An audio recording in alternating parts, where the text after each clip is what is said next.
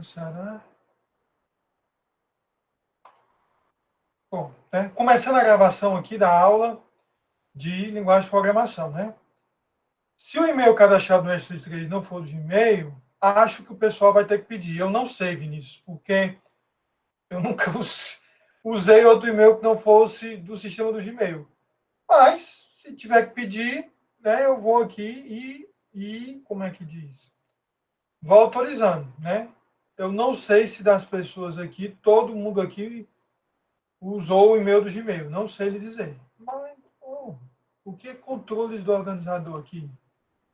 Compartilhar. Esse negócio do Google Meet vai avançando aí. Certo?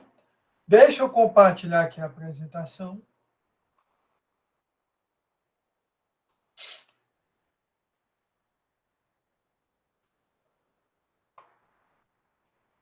Deixa eu ver se o ritmo. Em ritmo, acho que está balançando, né? Eu estou balançando, então, só para ver se está dinâmico aí, né? Ok, então acredito que está dando para ver aí. Isso aqui foi, eu fiz uma conta meio que para saber de qual curso vem os alunos, né? Então, mais da metade aí vem de ciência da computação, né? Tem 5 alunos de engenharia de software e 4 alunos de engenharia da computação. Eu estou achando estranho. Eu não sei se essa cadeira ela é ofertada para SI. Não tem ninguém de SI, né? Mas o pessoal, eu acho que do semestre passado era de SI, então foi realmente bom porque são novas vítimas, né? Não são mais aquelas pessoas, ok? Então, gente, vamos começar aqui o conteúdo de fato da cadeira de linguagem de programação, certo? Essa cadeira, ela tem, como é que diz, um perfil meio complicado quando você considera a dispersão dos cursos aí, né? Por que é um perfil um pouco complicado, gente?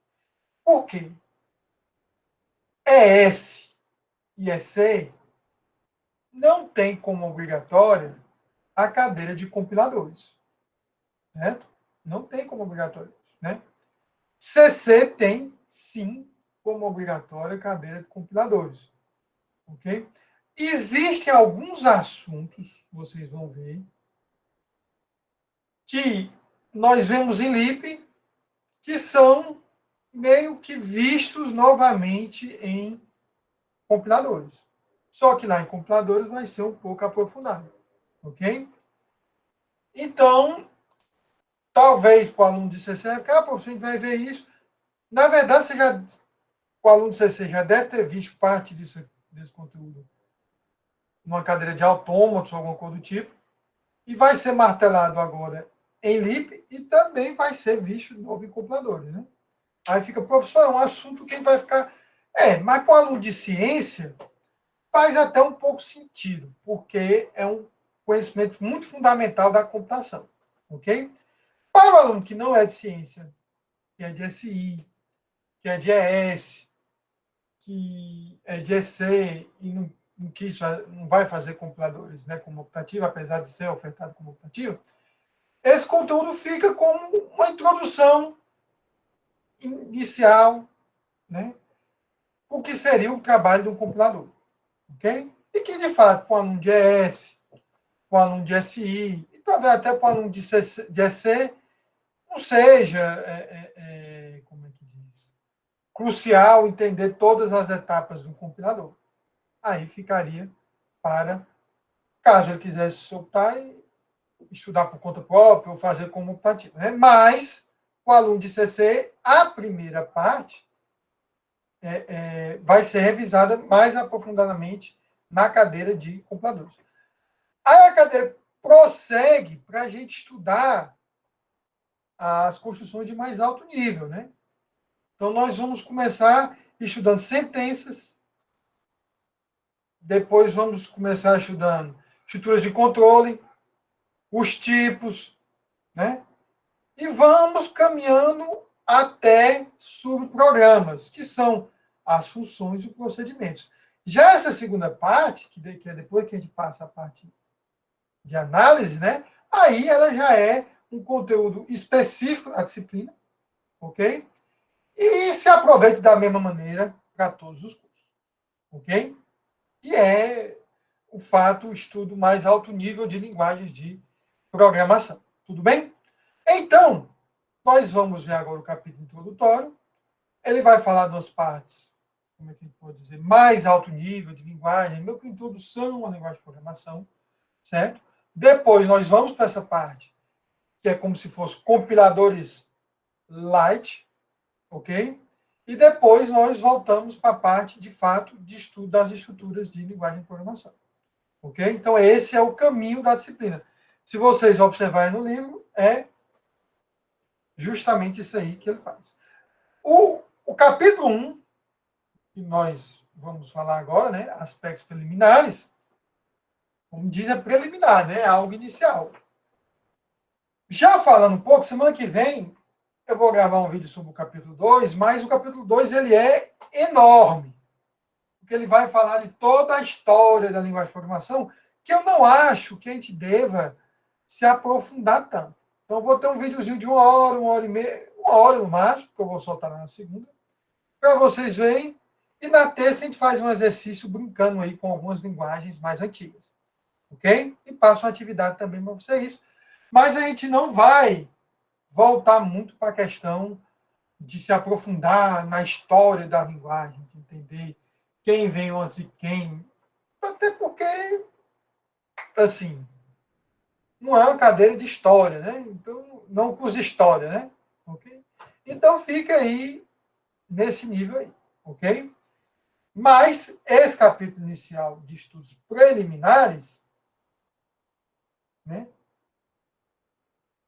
Ele toca, né? Nas seguintes aí informações, né? Razões, né? As razões. Por que nós estamos aqui com essa cadeira? Qual a razão de existir? As razões para estudar conceitos de linguagem de programação, ok? Aí você pode imaginar qual seria a principal razão, certo? Eu até faço uma pergunta aí para a plateia, já quem está gravando aqui de forma síncrona, né?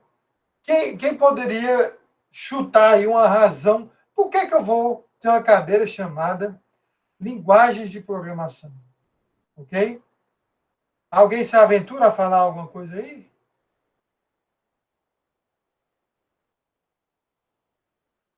Tem alguém aí?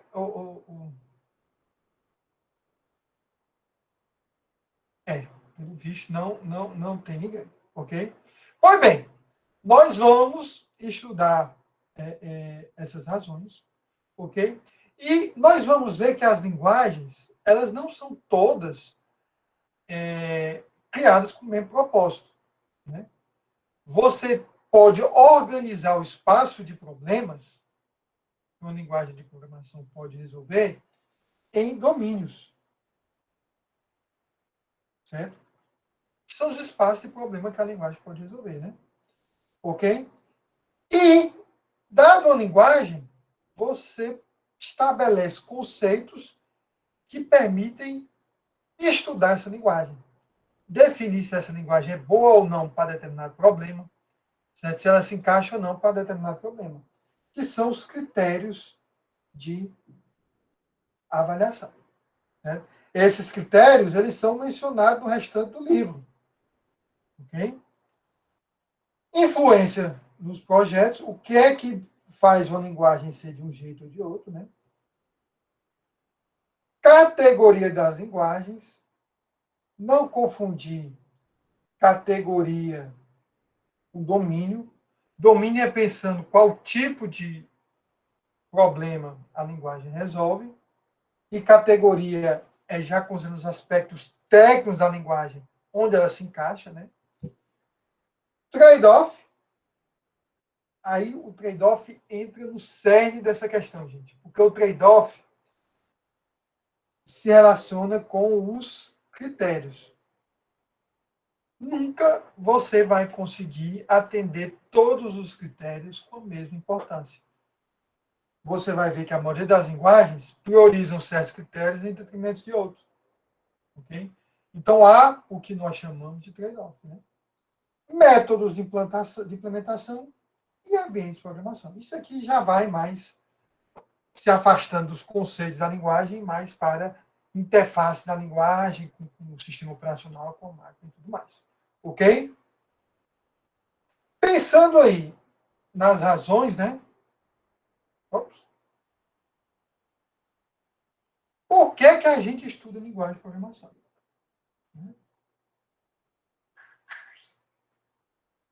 O que o livro argumenta aí de uma maneira até filosófica?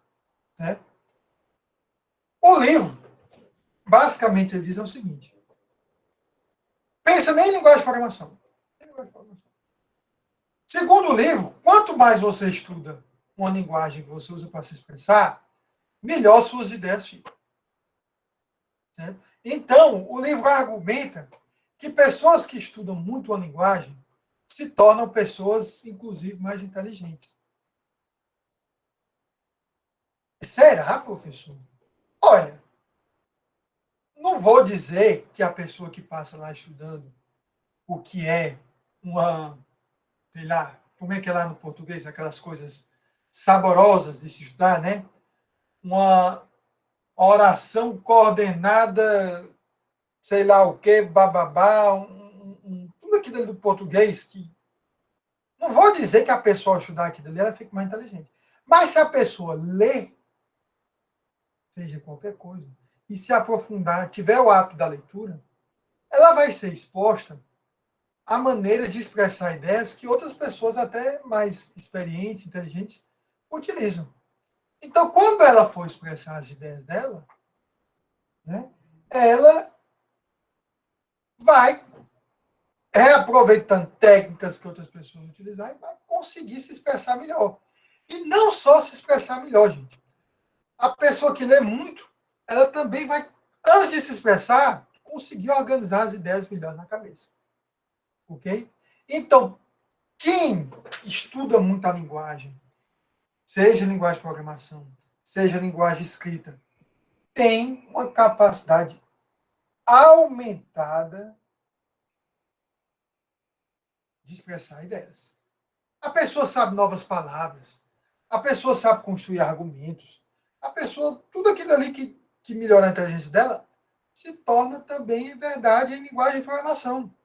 A pessoa sabe criar um if de uma maneira melhor, a pessoa sabe usar funções melhor, recursão. Por que ela sabe isso? Porque ela estudou mais linguagens. Ok? E quando ela foi no mercado produzir código, ela tem uma maneira melhor de expressar.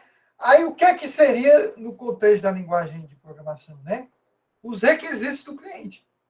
O cliente vai chegar lá, olha, eu quero um software que processe determinada quantidade de dados, blá, blá, blá, blá, blá, blá. Quando o cara começa a falar aquilo ali, como o cara estudou muita linguagem, ele já sabe, olha, por esse tipo de dado aí, uma linguagem, por exemplo, com uma linguagem R, é melhor para processar essa quantidade de dados, porque eu sei que o R eu consigo expressar a computação de uma maneira muito parecida com o que esse cara está falando. Mas por que o cara sabe disso? Porque ele estudou, né? Ok? E isso entra também no embasamento, né? Pô, o cara quer fazer um monte de estatística, um monte de dados. O cara já sugeriu a linguagem R. Por quê? Porque ele conhece a linguagem. Não, mas olha, esses dados aí são simples e tem que fazer muito cálculo em cima desses dados, tem que ser muito rápido, porque o cara quer uma resposta em tempo real, tal, tal, tal, tal. Pô, então não posso usar R, que é uma linguagem interpretada, eu vou usar C++. Então, além de expressar as ideias melhor, o cara consegue decidir qual a linguagem é melhor, também baseada nos requisitos do usuário. Se o usuário diz, olha, um dia eu vou querer fazer uma aplicação mobile para esse meu problema. certo? Aí você, pô, se ele um dia vai fazer uma aplicação mobile, eu sei que, sei lá, na maior plataforma que tem Android, o pessoal tem a possibilidade de programar em Java, né? Então, tudo bem, não vai ser mobile agora, mas eu vou começar a fazer em Java para futuramente, se for ter que fazer alguma coisa do tipo, vou poder usar Android, vou poder reutilizar alguma coisa do código, não sei, expor como aplicação web, mas o cara que desenvolve a versão mobile web, todos eles só precisam saber uma linguagem. Enfim, eu tenho tanto a necessidade, a capacidade de me expressar melhor, porque eu estudei linguagem, como eu também sei escolher qual a linguagem melhor para cada situação. Certo? E também é verdade, quanto mais eu aprendo novas linguagens, mais fácil vai ser aprender as linguagens do futuro. Ok? Vai ser mais fácil. Porque a linguagem do futuro, elas não vão nascer do nada. Elas vão ser criadas em cima de linguagens já existentes. Então, se surge uma nova linguagem que se baseou no Python e eu sou fera em Python, provavelmente eu irei ser muito bom nessa linguagem. Ou então uma nova linguagem que se baseou no C, certo? Como a maioria da linguagem. O fato de eu saber C já me ajuda, porque aí eu sei, olha, o for vai ser parecido com o do C, então eu já sei o for do C, então já me dá uma segurança, né? E, por entender tudo isso aí, eu também vou poder um entendimento melhor da implementação da linguagem. Isso vamos ver mais adiante, quando a gente for ver a questão da implementação. Okay? O melhor uso da linguagem já conhecidas, né? Olha, às vezes eu sempre fazia meu código C de uma maneira. Eu aprendi Java, e mesmo C não tendo suporte à orientação a objetos, eu vou aproveitar algumas coisas e tentar fazer como defeito em Java, porque eu sei que orientando a objeto eu tenho mais ganho. Né? E óbvio, você aprendeu várias linguagens, você irá, com certeza, com o tempo, propor melhoria nessas linguagens, propor avanços, propor tudo mais. E tudo isso vai contribuir para o avanço geral da computação. Então, aprender novas linguagens vai lhe tornar um profissional mais produtivo, ok? Você vai escolher as melhores ferramentas, vai conseguir fazer, usar uma ferramenta, um computador, uma máquina virtual que atenda os requisitos do seu cliente, ok? Tudo isso você vai conseguir de ganho. E se você for para um lado de contribuir para o avanço da computação, você vai entender quais as deficiências da linguagem atual e vai poder propor linguagem para suprir isso aí, né? Então, essas são as razões, ok? Basicamente é isso aí, gente. Você, em outras palavras, você vai ficar uma pessoa mais inteligente se você estudar linguagem de programação. Aí você, professor, na prática eu tenho lá meu priminho, sempre tem um primo, né? Um amigo, um tio que está no mercado, e ele disse para não perder tempo, não. Perca tempo não, meu filho. Aprenda Java, e você tá. Não, não perca tempo não. Aprenda .NET, todo mundo quer rodando em Windows mesmo. Está bem. Não se esqueça, certo? Já existiram plataformas que foram dominantes, que todo mundo só programava nessa plataforma e que hoje desapareceram, certo? Exemplo, não precisa ir muito longe. 20 anos atrás, no mercado cearense nacional, era o Delphi. Aprenda Delphi e ganhe o mundo. Que a Delphi não é a linguagem, é uma plataforma, a linguagem é o Object Pascal. Duvido que vocês tenham feito alguma coisa disso aí, ou tenham o priminho trabalhando em Delphi agora lá. Ok? Então, as pessoas que só sabiam fazer coisa em Pascal e só tinham a visão fechada em Object Pascal e Delphi, com o tempo elas tiveram que se adaptar. Se ela já sabia outra linguagem, se o cara sabia Pascal e C, para aprender Java, que foi o que surgiu mais na virada do século, era mais fácil. Ok? Então, esta é a razão que nós aprendemos linguagem de programação. E para que são usadas as linguagens de programação? Né? Quais são os domínios de aplicações? Ok? O primeiro domínio de aplicação, né? O primeiro uso da linguagem de programação foi o desenvolvimento de aplicações científicas. O que são aplicações científicas? São aplicações que usam computadores para resolver grandes equações matemáticas, cálculos matemáticos. Em outras palavras, tudo isso aí se resume, basicamente, à multiplicação de matrizes.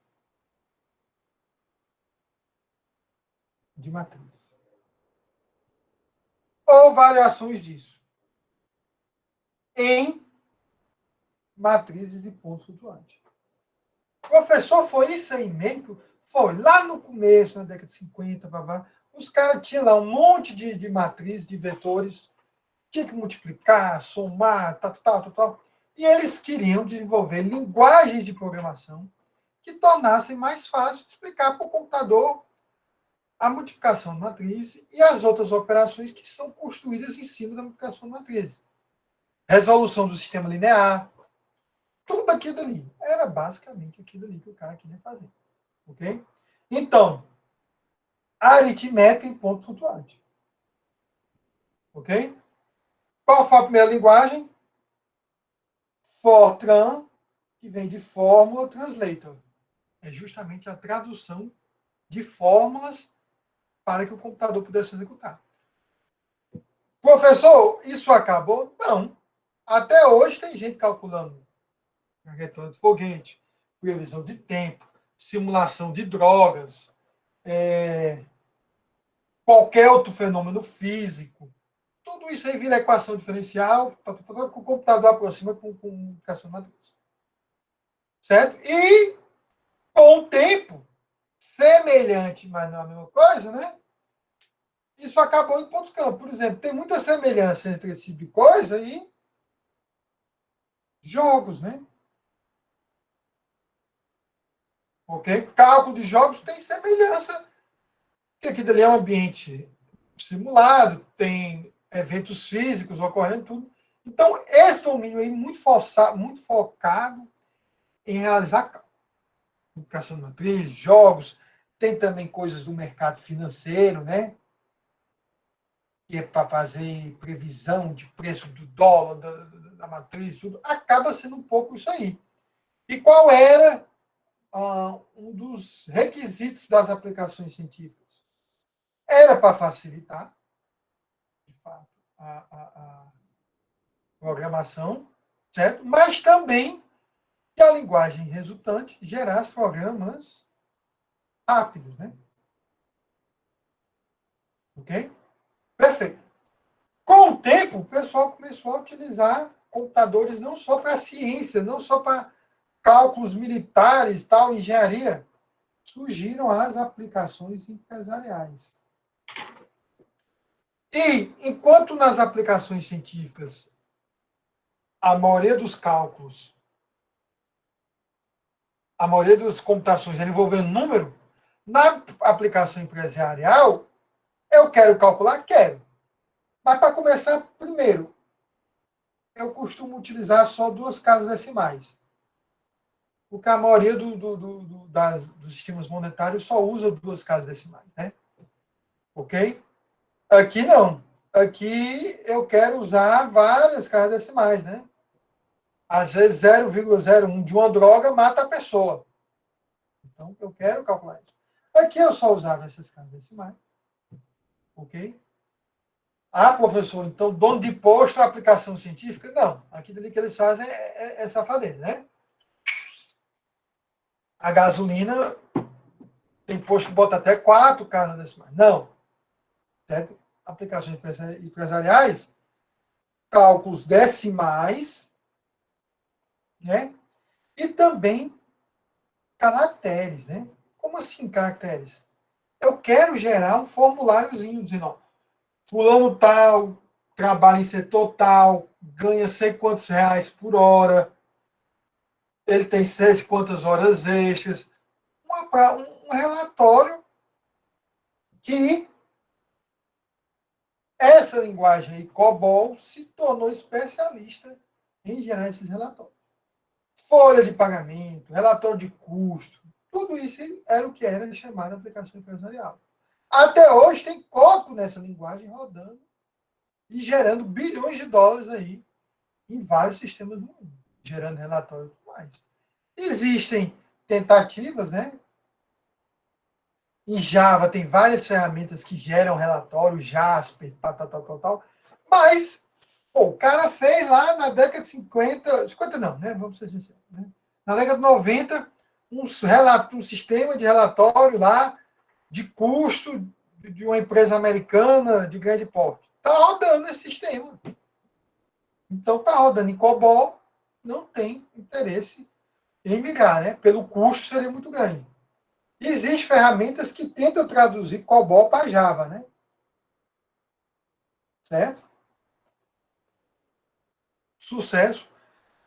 A DataPrev, que cuida dos dados da Previdência, mantém 2 mainframes, ainda lá no Rio de Janeiro, rodando código em COBOL, fazendo o cálculo lá de Previdência e tudo mais. Então, isso existe, ok? Então, aplicações científicas, aplicações empresariais, aplicações de inteligência artificial. Desde o começo, você tinha o objetivo de criar sistemas inteligentes, né? Ok? E no lugar de números, você tinha manipulação simbólica. Isso era, gente, para o livro está um pouco defasado em relação a isso, a IA clássica. Né? A IA hoje em dia, que o pessoal chama de machine learning, né? Talvez ela pegue um pouco mais disso aqui.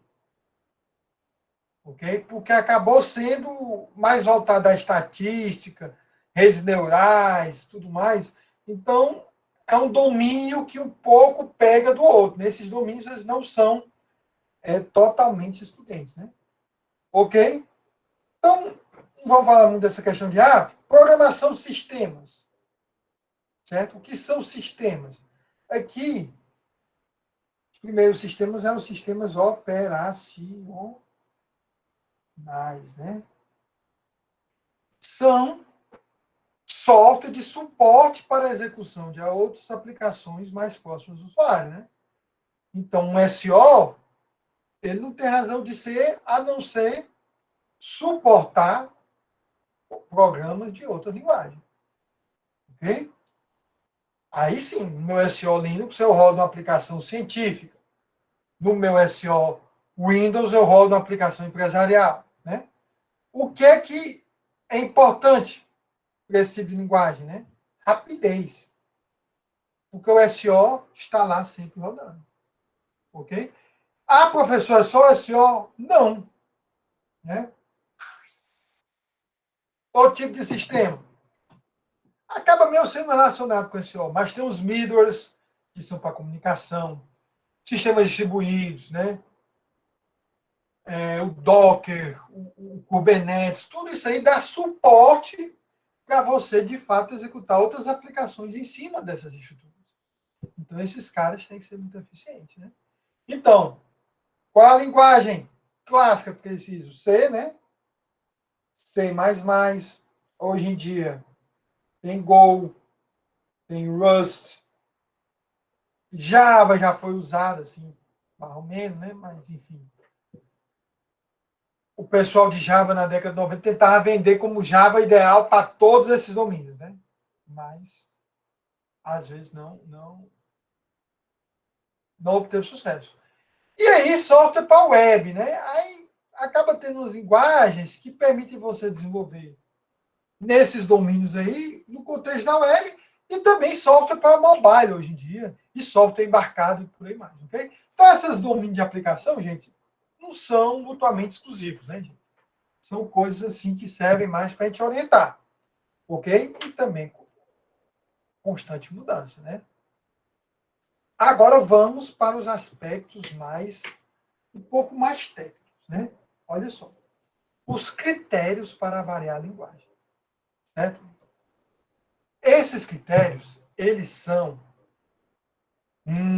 conceitos muito alto níveis e são difíceis de definir e são difíceis de, como é que a gente diz, mensurar, até de medir se uma linguagem atende determinado critério ou não.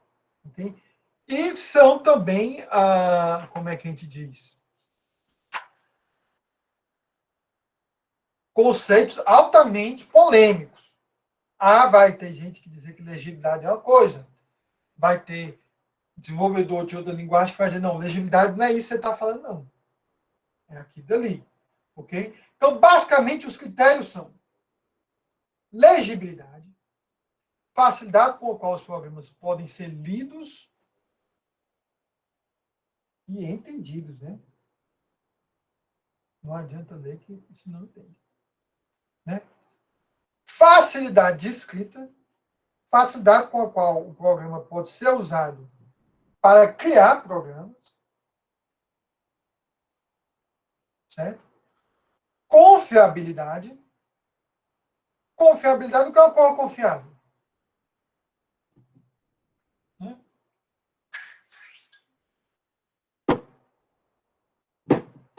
O que é o confiável, né? Confiável é algo que eu posso confiar, né?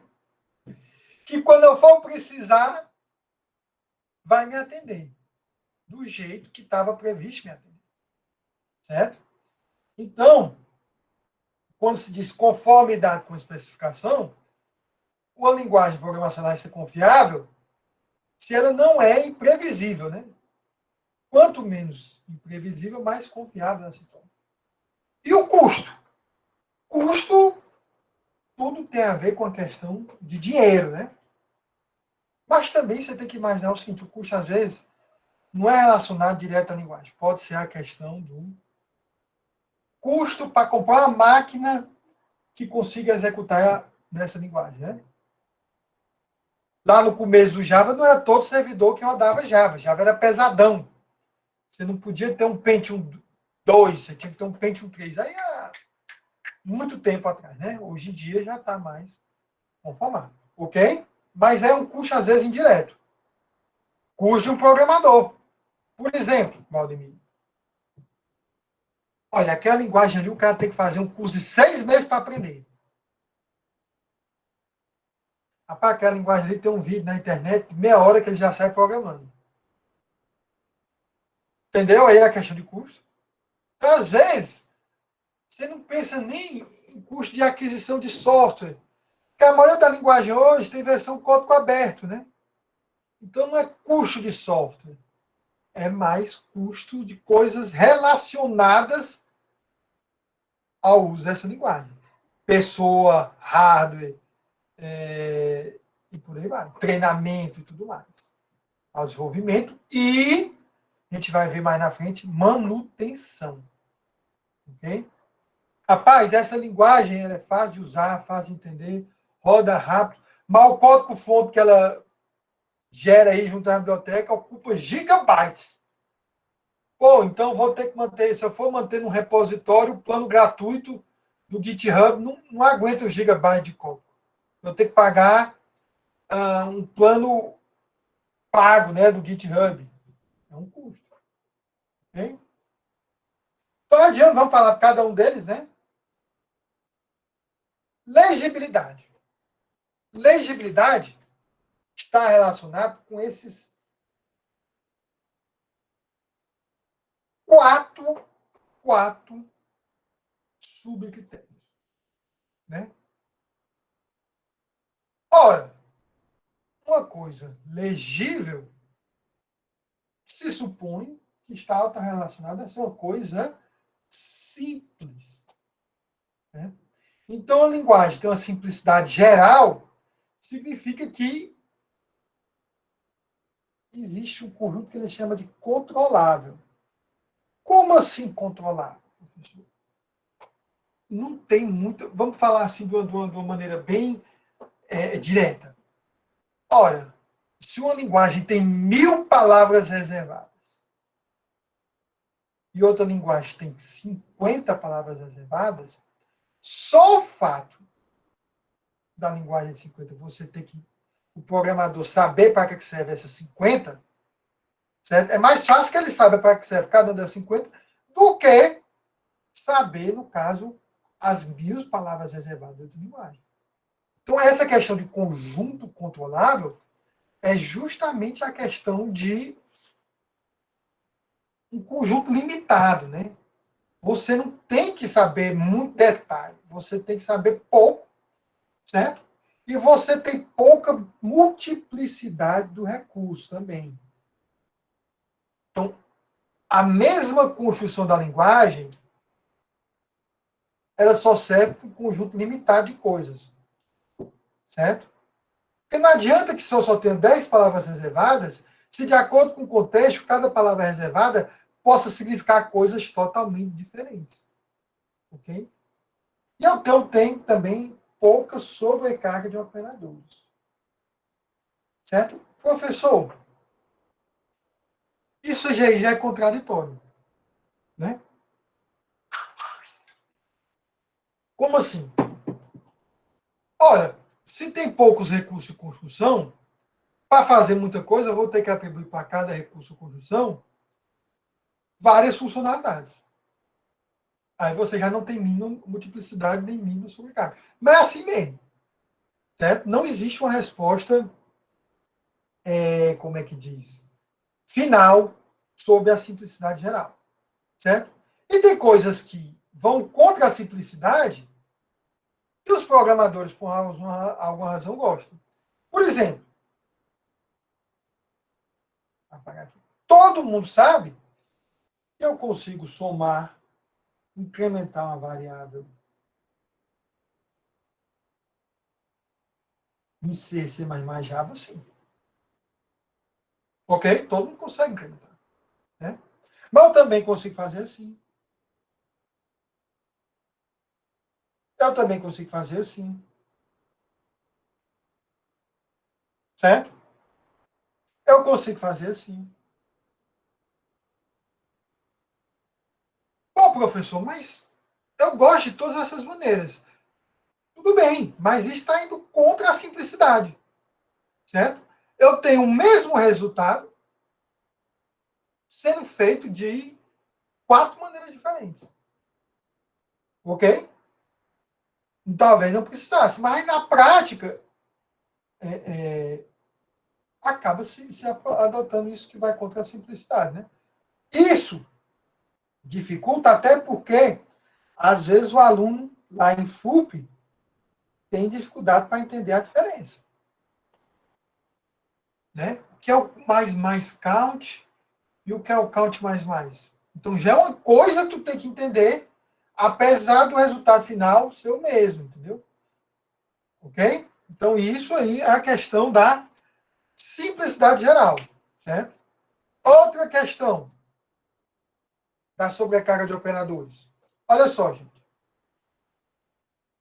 Eu tenho uma linguagem como C,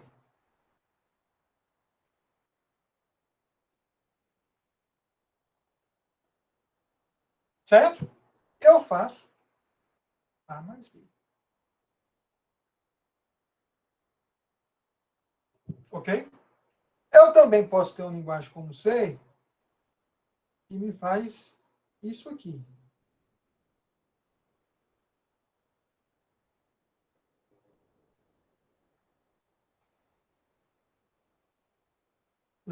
Três, quatro e cinco. Aqui em cima, escalar, né? Aqui embaixo, vetores. Será que eu posso fazer isso? Nesse novo A e nesse novo B? Eu poderia ter uma opção em que o mesmo operador, na máquina, realiza funções diferentes. De acordo com quem? Com os operandos. Quando aqui são números, eu faria a soma dos números. Mas se eu tivesse projetando nova linguagem que eu pudesse fazer isso com matrizes, qual seria o significado desse mais? Significa que eu estou somando o 0, 3, o 1, o 4, o 2 e o 5 e gerando um novo vetor? Ou significa que eu estou somando todos os valores dos dois vetores? Né? Às vezes é prático eu ter esse operador aqui fazendo a soma dos vetores por posição. Mas aí é outra coisa que o cara tem que aprender. Que o operador de mais, quando aplicado a vetores, vai fazer a soma por posição. Ok? Isso daí entra no contexto de ortogonalidade, em que um conjunto relativamente pequeno de instruções pode ser combinado a um número relativamente pequeno de formas e permitir criar uma variedade complexa de programas. Ok? Esse conceito de ortogonalidade é um pouco, como é que eu posso dizer? Difícil de explicar, né? Mas nós podemos fazer um exemplo usando este exemplo. Ele é um exemplo que usa uma linguagem, um exemplo de uma linguagem de máquina. Ó, isso é uma linguagem assembly, certo? Do computador lá da IBM antigo.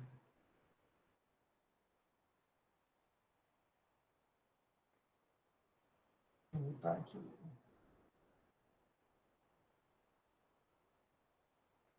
Memory. Certo? E a R.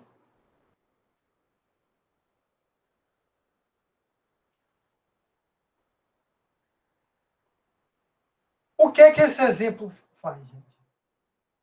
Ele está dizendo que existe uma instrução que soma o conteúdo da memória ao conteúdo do registrador. E ele está dizendo ao mesmo tempo que existe uma instrução que soma dois registradores. Certo? Isto é um exemplo de não ortogonal. Ortogonal. Por quê? Para fazer a mesma coisa, que é uma soma, eu tenho que usar instruções diferentes de acordo com onde está o valor. Se o valor estiver na memória, eu tenho que usar a instrução A. Se o valor estiver em outro registrador, eu tenho que usar a instrução AR. Uma outra máquina, que era a máquina VAX, simplesmente tinha uma instrução ADDL, que pegava o operador 1 e o operador 2. E esse operador 1 e o operador 2 poderiam ser tanto registradores quanto memória. Isto é um exemplo de ortogonal. Eu tenho a mesma construção, podendo usar para dados em locais diferentes, para fazer a mesma coisa, que é a soma. E a máquina da IBM não era ortogonal. Ok? Então, uma linguagem ortogonal é que me permite usar as mesmas construções em dados e situações diferentes para fazer coisas semelhantes. Então, eu acabo tendo que aprender pouca coisa. O programador IPM tinha que aprender duas instruções. O programador VAX só tinha que aprender uma instrução. Certo? A questão do tipo de dados. Certo? Como é que eu defino um dado numa linguagem orientada a objeto? Eu posso construir uma classe. Certo? Como é que eu construo essa classe? Né? Eu acho que a maioria já deve ter feito a cadeira de OO. É simples construir uma classe? Eu posso reaproveitar elementos de outra classe? Olha, professor, você pode fazer uma herança. Às vezes você vai criar uma nova classe, você herda de uma classe anterior, não precisa repetir tudo que está lá, então o cara só vê a palavra-chave de herança e já entende, né? E por aí vai. Ok? E o projeto de sintaxe, nós vamos ver mais nos capítulos posteriores. Então, a agilidade é isso aí. Eu, para entender o que o programa faz, eu não preciso fazer um esforço muito grande. Né? Facilidade de escrita. Essa tem semelhanças com a legibilidade, né? Eu quero ter simplicidade, eu também quero ter ortogonalidade, certo? Eu quero ter poucas construções, poucas primitivas, né? E poucas regras, para que eu saiba como elas funcionam, eu consiga escrever programas mais complexos. Eu quero poder abstrair dados, né? Eu quero usar estruturas ou operações complicadas, né? Que podem ser reutilizadas. Então, tem um algoritmo, que é o algoritmo Quicksort. Eu quero poder definir esse algoritmo e abstrair ele de alguma forma que eu possa reutilizar várias vezes. Como é que a gente abstrai? Na maioria da linguagem, um Quicksort da vida. Define uma função. Né? E expressividade, né? Um conjunto de formas relativamente convenientes de especificar as operações. Certo? Eu quero que seja fácil criar um procedimento. Que seja fácil. Agora fica a dúvida. Professor, não é a mesma coisa, não? Olha, professor, uma coisa fácil de ler é fácil de escrever. Será, gente? Certo? Nem sempre é o caso. Né? Você consegue, às vezes, fazer programas em C, colocando tudo na função main. Você faz rapidamente, recorte e cola o código, um trans e tal, que quando o cara vai ler, tá uma bagunça, ele não consegue saber para onde é que vai, para onde é que vai. Você escreveu o programa até rápido. Seu programa está funcionando, produzindo um resultado, mas quando outra pessoa vai trabalhar no meu programa, para entender o que você fez, é complicado. Então, esse é um problema muito real. Tem muita linguagem que é fácil de escrever, certo? Mas é difícil de ler. Ok? E existe uma linguagem, no livro ele dá um exemplo, que é a linguagem APL, que ela permitia fazer aquele A mais B de matrizes. Mas não só de matrizes, de estruturas, de registro, de sei lá o quê, blá, blá, blá, blá. E conseguia, numa sentença, você fazer programas complexos. Só que quem ia ler isso aí, meu amigo? No livro ele cita aqui que tem um cara que demorou 4 horas para entender um programa de 3 linhas. Porque realmente tinha ficado muito complicado. Okay? Então, há um conflito entre esses critérios. Né?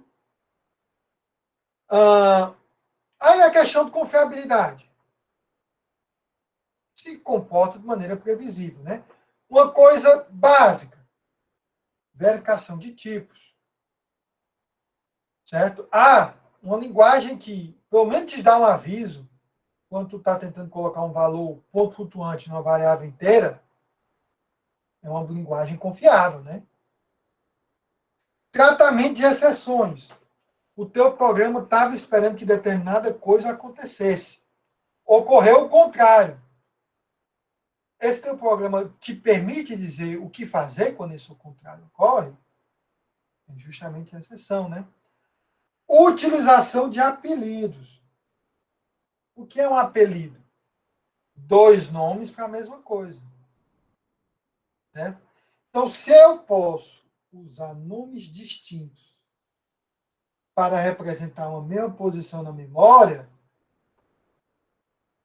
isso tem um impacto positivo ou negativo na confiabilidade?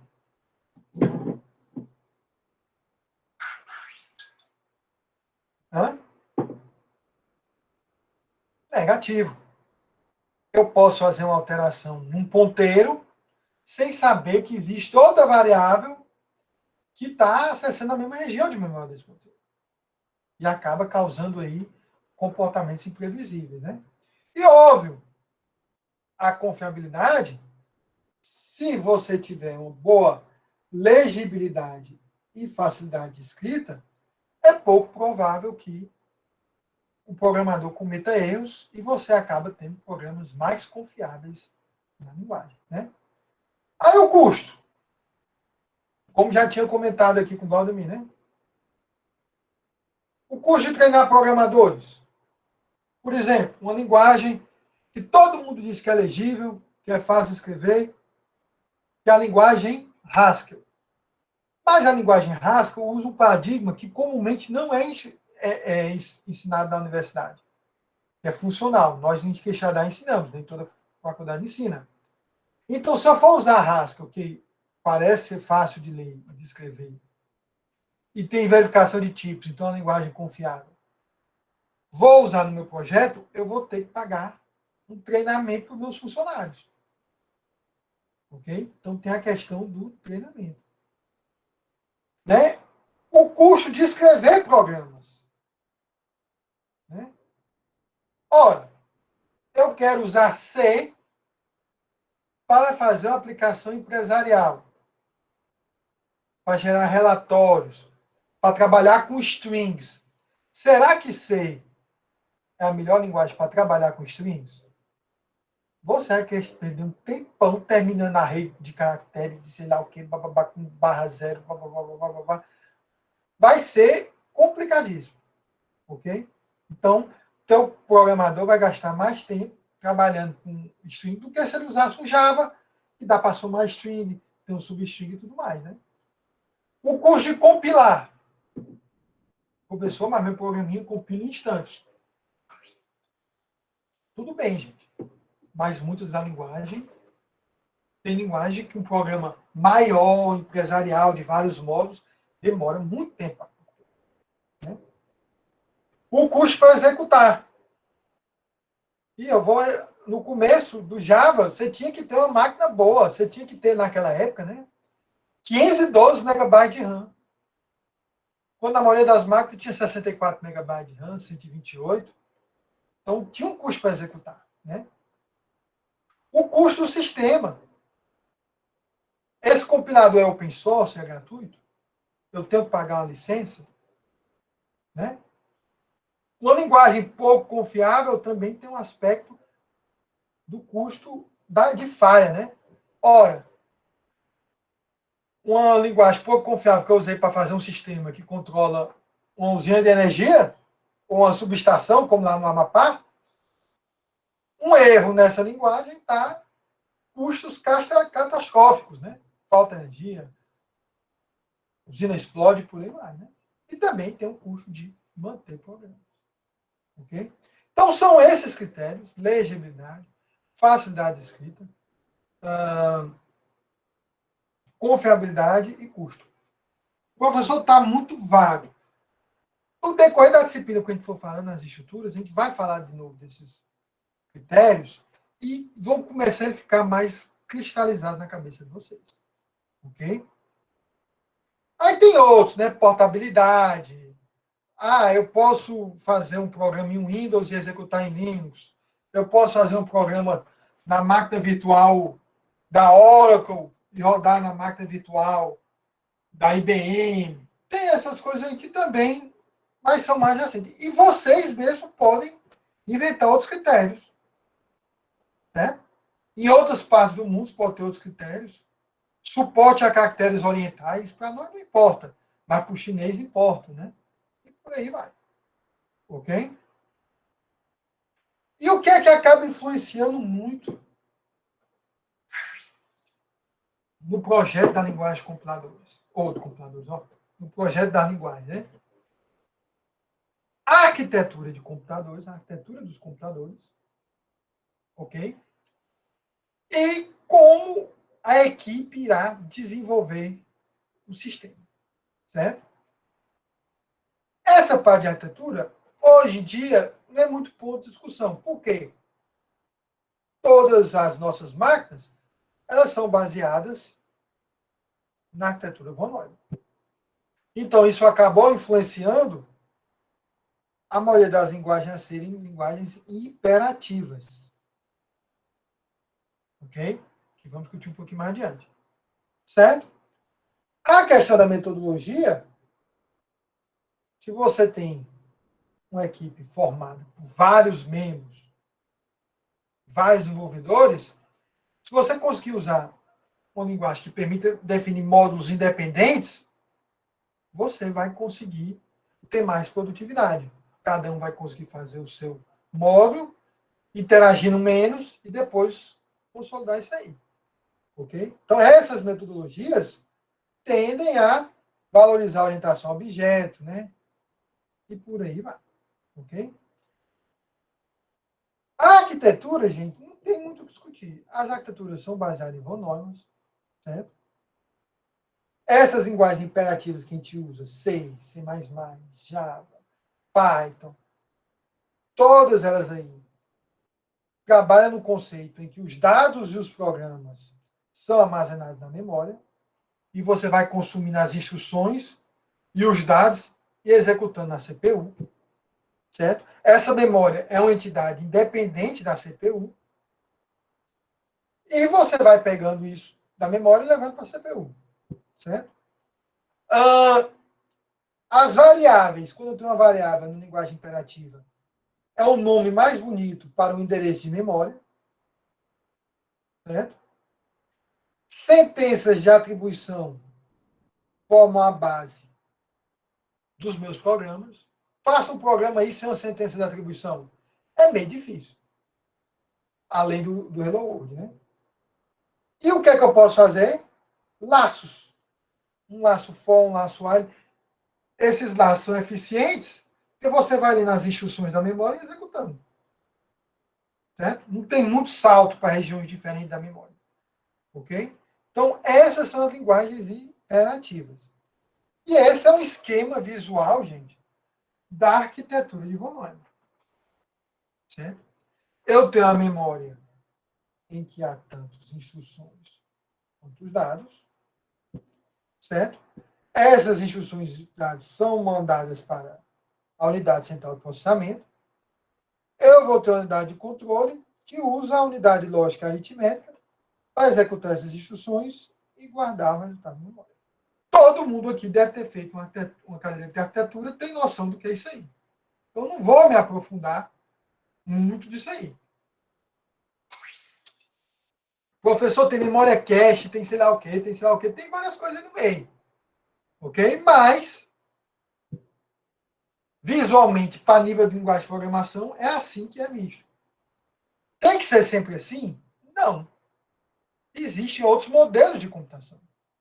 Existe o modelo funcional, apesar de poucas máquinas terem sido construídas usando esse modelo funcional. Se pesquisa muito o modelo quântico. Então, quando você tiver computação quântica funcionando legitimamente quântica, provavelmente teremos linguagens quânticas. Outra razão para estudar linguagem de programação, né? Se adaptar a novos paradigmas de arquitetura. Ok? Então, essa parte aí, não tem muito o que falar, né? Vão sendo recuperadas as instruções e vão sendo executadas. Certo? Então, o próprio computador von Neumann é um laço.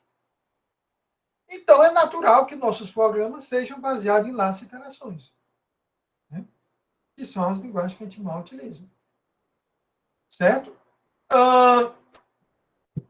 Metodologia de programa.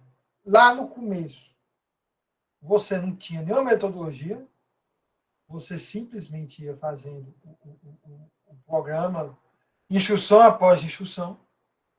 Ok? No final da década de 60, os computadores começaram a ficar muito rápidos e não tinha tantos desenvolvedores, então passou a ter um interesse maior na eficiência das pessoas. Aí se começou a ter técnicas de programação estruturada, né?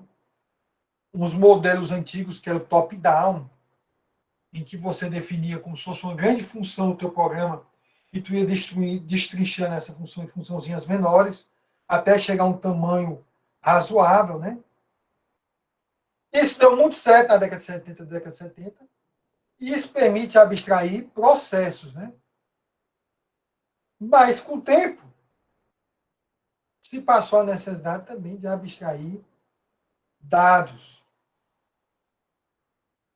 E foi o que deu a questão de abstração de dados, que acabou levando à orientação a objetos, que acaba permitindo abstrair dados e processos em objetos e métodos, né? Aí eu posso dizer, olha, você vai fazer aquelas classes, você vai implementar aquela outra classe.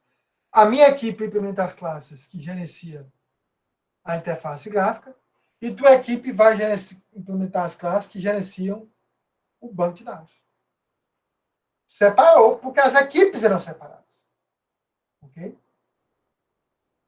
Certo? Então, isso também influenciou a demanda de orientação a objeto. Aí você acaba tendo as linguagens hiperativas, baseadas na arquitetura de von Neumann. As características centrais são as variáveis, né? Sentenças de atribuição e interação.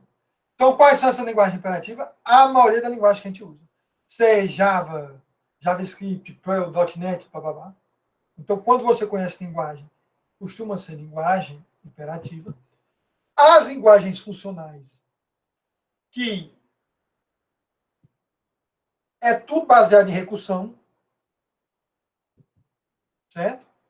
Tudo. Ok? Existe uma disciplina só para estudar isso daí. Aí tem Lisp, Scheme, Haskell e por aí vai. Ah, professor, já ouvi falar programação funcional em C++. É tentar pegar alguns conceitos de funcional e usar dentro de C++. Ok? Mas C++ é a linguagem imperativa. É mais uma abordagem híbrida. As linguagens lógicas, que caem em desuso, né?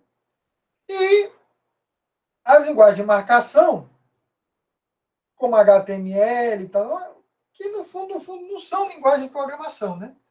Mas você acaba misturando com linguagem de programação para fazer uma aplicação web, gerar um documento e tudo mais. Ok? Então, são essas as categorias. Ok? Tudo isso aí, que a gente falou de critério e tal, leva à questão de um trade-off. Por exemplo, Java exige que todas as referências a um elemento de um vetor sejam verificadas. Eu não posso ter um vetor declarado em tamanho 5 em Java e fazer uma referência à posição 100. Java, durante a compilação, vai verificar isso aí e jogar um erro. Certo? E durante a execução também. C, na sua versão pura, não verifica isso. Certo? O fato de eu ter que verificar me leva um tempinho a mais na execução do que o fato de eu não ter verificado. Mas o fato de verificar me dá uma confiança mais. Ó. Então, não tem como a linguagem ser a mais rápida possível e a mais confiável possível. Vai ter que ter outro lugar. Né? Legibilidade e facilidade de escrita. Essa linguagem APL aí que ele fala inclui um poderoso conjunto de operadores. Essa linguagem, para você ter ideia, tinha um teclado específico para ela, certo? Os símbolos que só essa linguagem utilizava.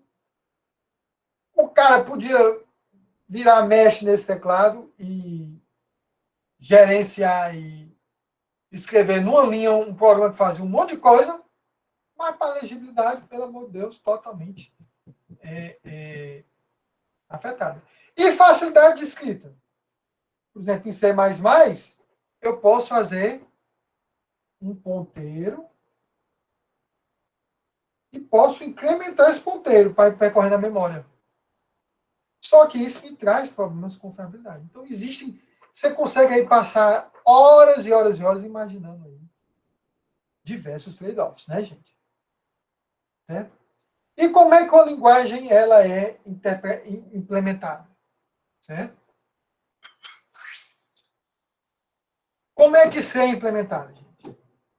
C, na maioria das vezes, é a linguagem compilada. os programas são traduzidos de C para a linguagem de máquina. Então, elas são traduzidas de C para as instruções x86, para as instruções ARM, RISC-V e por aí vai. Certo? Eu posso ter interpretação. Como é isso? Os programas são interpretados, só que eles não são traduzidos aqui para essa linguagem de instrução de máquina. Eles são trazidos para uma linguagem intermediária, que pode ou não ser parecida com essas outras linguagens, certo? E essa linguagem intermediária vai para o interpretador, e aí sim executa instruções na máquina. Né? Exemplo: Python. Certo? Opa! Apareceu alguma coisa aqui que escutou, né?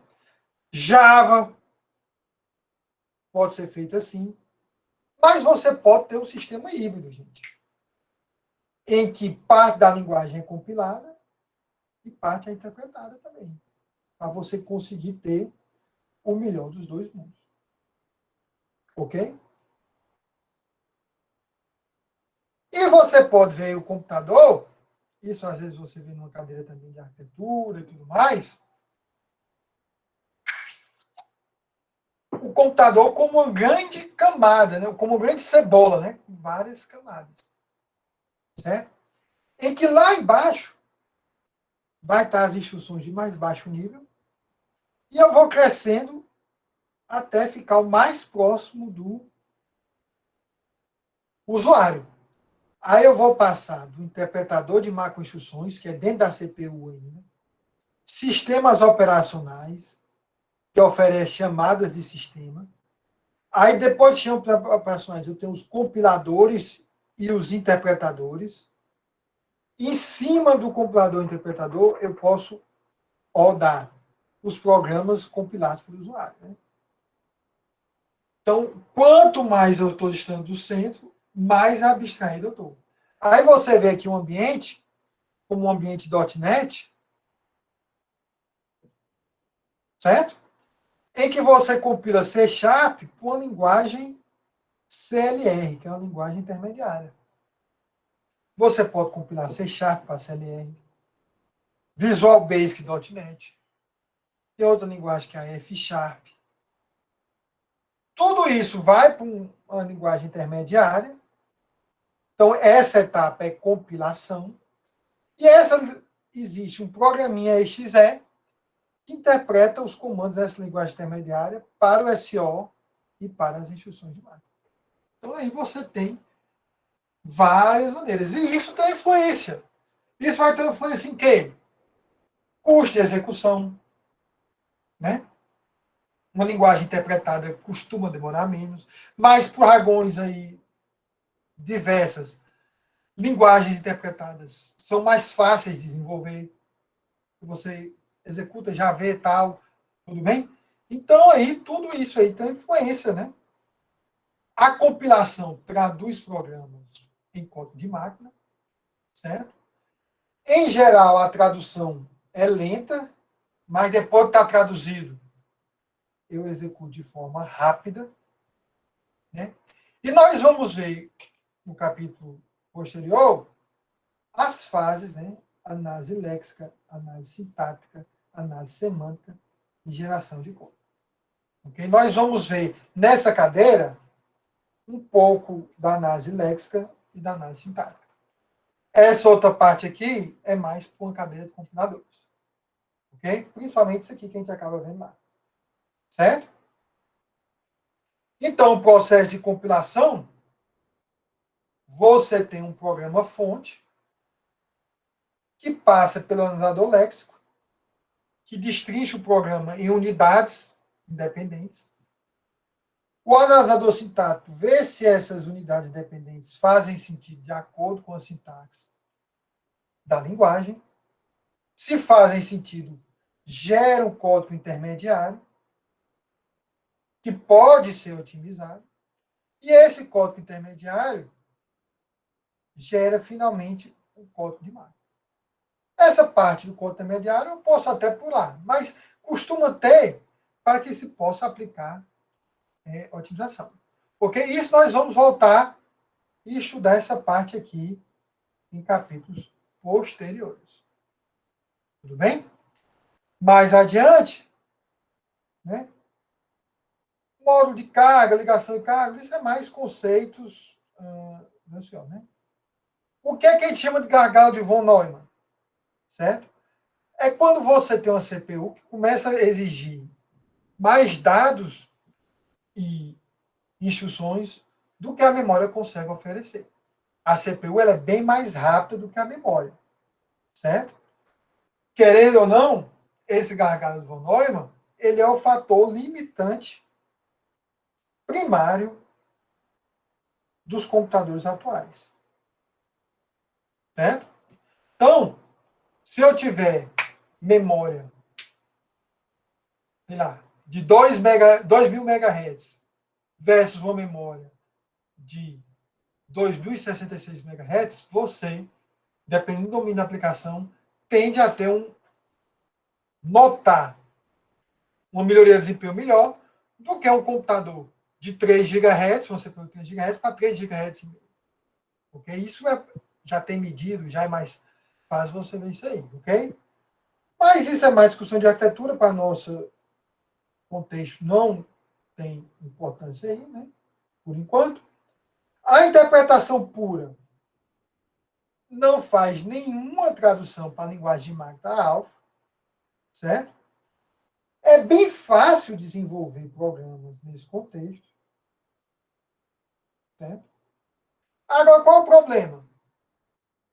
Como eu não analiso o programa todo e otimizo o código, acaba tendo uma execução bem mais lenta, certo? E também requer mais espaço na memória, porque além do programa eu tenho que ter o espaço do interpretador na memória, ok?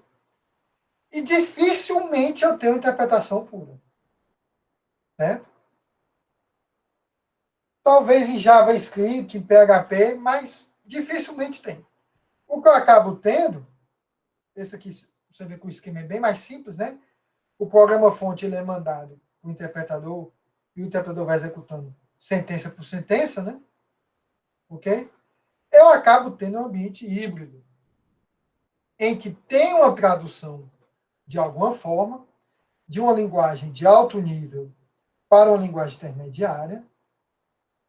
Essa linguagem intermediária, ela parece o assembly, mas não é tão baixo nível quanto o assembly, ok? Mas depois que eu já faço essa tradução inicial, eu já verifico se o programa tem erros, já verifico um monte de coisa. Posso fazer algumas otimizações, o que me faz que eu fique um pouco mais rápido, ok? Mas eu não traduzo de vez lá para o código de máquina. Eu mando para o interpretador. Quem é que é a linguagem fera nesse esquema? A JVM. Você traduz do Java para uma linguagem chamada bytecode, e desse bytecode você manda para o java.exe e a máquina virtual Java. Ok? As primeiras interpretações de Java eram todas híbridas. Aqui o bytecode, né? E aí, hoje em dia, Java já mudou, tem versão do Java que compila total para a máquina e tal, e tudo mais, ok? Uma grande vantagem é que eu podia pegar um bytecode, rodar numa máquina virtual no Linux, e esse mesmo bytecode rodar numa máquina virtual no Windows, no AIX da IBM, por aí vai, ok? Hoje em dia, acaba não tendo tantas vantagens. A aplicação web, tudo está rodando lá no Linux, em algum canto, então, mas a Java vendia isso aí como uma grande característica, né, gente? O sistema híbrido continua tendo essa análise léxica e sintática, por isso nós vamos ver, certo? Mas o código intermediário ele não é traduzido direto para o código de máquina. Ele é mandado para um programinha interpretador. Ok? Eu acho que isso aqui são conceitos que todo mundo que já fez FUP, usou um Python, usou um Java, usou um C, tem mais noção mais disso aqui. Eu acredito que nós estamos fazendo mais uma revisão, né? Ok? Tem também um sistema just-in-time, que aí hoje é muito utilizado no Java, né? Que inicialmente gera o bytecode, né? Que deixa lá o bytecode pronto. Mas se esse bytecode passa a ser usado várias vezes durante o programa, esse bytecode ele é traduzido para a linguagem-alvo e deixa de ser interpretado. Okay? Java e .NET usam esse esquema para poder ter desempenho. Por isso, hoje em dia, o Java, dependendo de como você faça, consegue ter um desempenho próximo de um C e de um C++. Um .NET também consegue, dependendo aí de algumas limitações. Né? Pré-processadores, questão de máquina, é com mais desenvolvimento, né, gente? E o ambiente de desenvolvimento, de programação, acaba sendo a IDE que você usa, né? Aqui os slides ainda falam NetBeans. Eu nem sei se alguém usa hoje NetBeans. Mas VS Code, todos aqueles do JetBrains, né? Tem para Python, tem para Go, tem para sei lá o que e tudo mais. Tudo isso daí influencia também a questão da linguagem, ok? Então, isso aqui, gente, foi mais uma introdução, certo? Por que eu quero que você tenha tirado? Uma noção, por que a gente estuda linguagem de programação, né? Quais são esses critérios, que vocês tenham noção vaga desses critérios, certo? E tem também a noção dessa questão de interpretação, compilação e tudo mais, ok?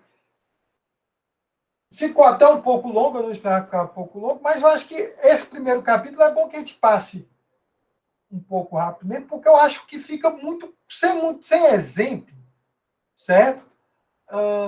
Não fica bom você pegar isso aí. Então, os próximos capítulos vão ser melhores porque vão ter mais exemplos, mais práticos. Eu acredito que fica um pouco mais dinâmico, né? Certo? Pelo menos eu tento, né? Ok? Deixa eu ver o que mais eu podia falar. Tem um capítulo no livro, tá aí o livro para vocês dar uma olhada. Vocês podem olhar uma olhada, me procurar tirar alguma dúvida, certo? Eu vou parar a gravação, depois vou colocar até aqui online, certo? Quem perdeu vai poder assistir.